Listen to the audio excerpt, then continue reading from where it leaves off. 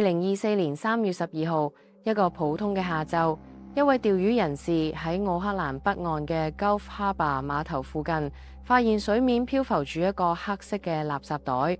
佢起初以為係垃圾，點知一拉上嚟，打開個膠袋，入面竟然係一具女性嘅遺體。當時被發現嘅死者，佢俾好多層膠帶層層咁捆綁住，身體捲縮成好似嬰兒咁，外面仲綁咗2個裝滿石頭嘅米袋，目的係令屍體沉入海底。警方之後花咗超過半年時間，先至確認到死者嘅身份。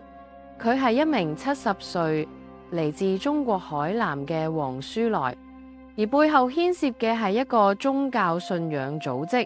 一個被稱為方舟嘅封閉式住宅，受害人長期受到軟禁、虐待、逃走、失敗之後死亡，遺體最終被人拋入海裏面。喺屍體被發現之後嘅第840日，成單案終於喺2026年6月底宣判。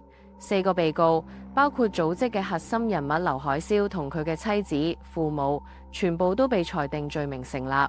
以上係黃書來事件嘅快速重點。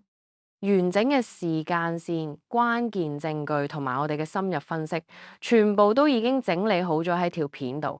想知多啲，即刻去我頻道睇完整版，或者用評論區條 link 直接跳過去啦。